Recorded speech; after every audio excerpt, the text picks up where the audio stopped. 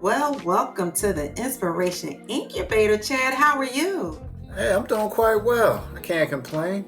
Good. It's so good seeing you. It's no place like home when you see your old friends and they're looking good and doing well. I'm just so excited to have you with us today.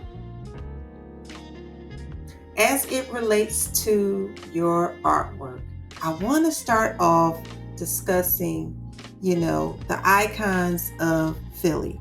Tell us about what was it? And we know, it was Philly, but what was it inside of you that wanted to take photographs and attach that in a print form to produce art that is inspiring to us all with icons that many of us not only remember, but we admire? So let's start there. Well, the whole notion came about because Corona struck. When Corona Yes, struck, everybody went down and into shutdown mode. right. So what happened? That was my time. It was funny because I tell people, Corona to me worked out well because it gave me the opportunity to really sit back and appreciate what was going on in my life at that time. Still is. I'm very appreciative. And at that Yes. time, what was happening to my work, I was more isolated. I did have my family with me, but I started reminiscing about my childhood and just things around me because, I was in a Yes. classroom. You already know I worked in a classroom for about 20 years as an art teacher. Still am in a classroom. Yes. And everything just came to a stop. Everything came to a halt.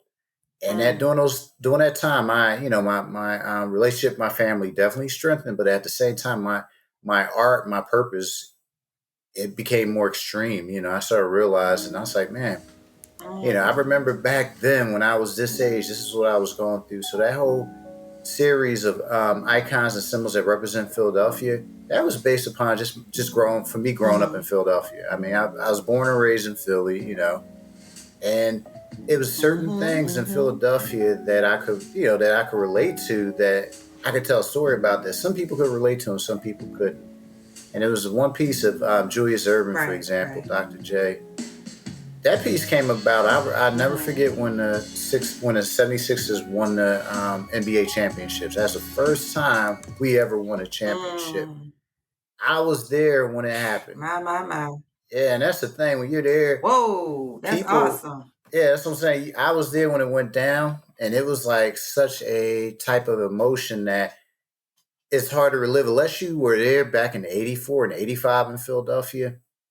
A lot of people don't really Yes. realize the significance of just What what that is. just what Mm-hmm. Julius Erving did. Also, as time went on, it was that whole series is like a documentation of my life from middle school up to high school up to college. So it was like different icons that was in that series represented various aspects of my life.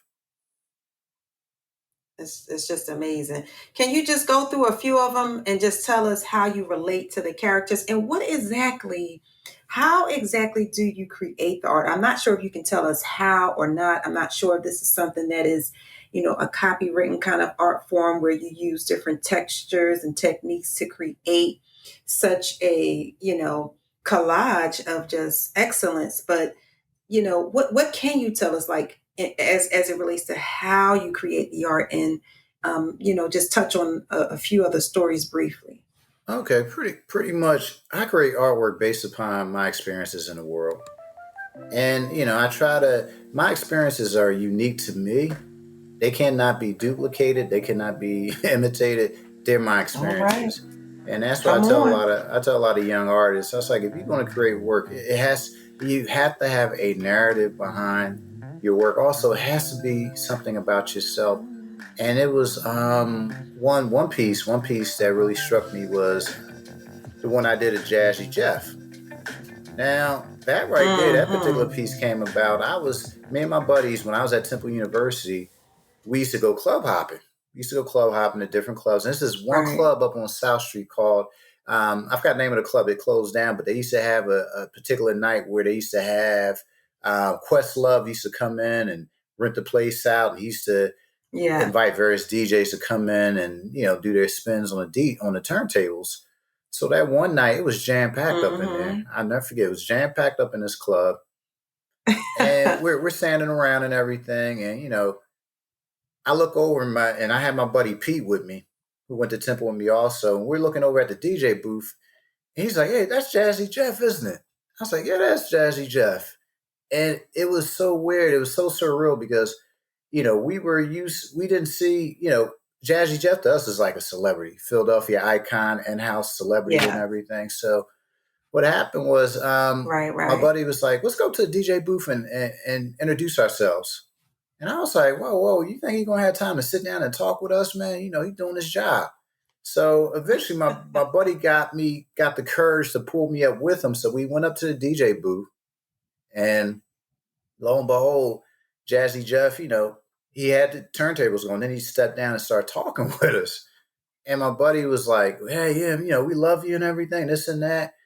And that particular moment right there, that was just something significant because, you know, you run into a lot of these celebrities in Philadelphia and they're so level headed. I mean, All the Jazzy, time. they all the time. They don't say Yes. it's not like egos come into play or anything. I mean, he treated us as though we were like family. So we sitting there talking and everything, and Absolutely. he was telling us about his, coming down and DJing in Philly and everything. And from that point on, I would go to some of like when Jazzy Jeff went on tour with Jill Scott and everything. I'm sitting there, I'm like, man, I was just talking to this guy a couple years ago. And it wasn't, it was that type of relationship. So every time we'll be out in public or anything, we'll see Jazzy Jeff. He was calling my buddy by his first name, and I was like, wow, this celebrity actually knows who we are. We're just not fans. We're actually a part of the whole entire landscape. So that particular piece Yeah. really, Yeah. really struck a nerve. And it had that a little something extra on there. My memories stem from Will Smith, and I'll touch bases with you on that, just a little bit. But that Jazzy Jeff, and thank you so much for allowing me to use that in my trailer along with Dr. J. Those are the two that you chose, and they were exceptional pieces, and it came together with the video. And I said, you know what, these Overbrook Panthers, we really have one another's back between you as it relates to your art and your videos, and John with his music. I mean, everything just came together seamless. So I'm so grateful to you, and as well as John, for allowing me to use some, your art pieces, as well as him allowing me to use his music. I mean, there are people who get lawsuits all the time for using people's music. Yeah. And so for me to have one of the hottest tracks on my trailer, I cannot complain. I'm just too grateful for that. But when I saw that with Jazzy Jeff, with the hat with Philly on it, it just sparked so many different memories for me. And it's something that you said, something that you touched on. You said that you can always meet celebrities in Philly, and they're just always level headed. And I know for myself, Will Smith has consistently been like someone that I have always admired, because I had an opportunity to see him interact in his relationship. He used to date my best friend when I was in elementary school. He used to date her sister, her older sister, because Will and I were about 5 years apart.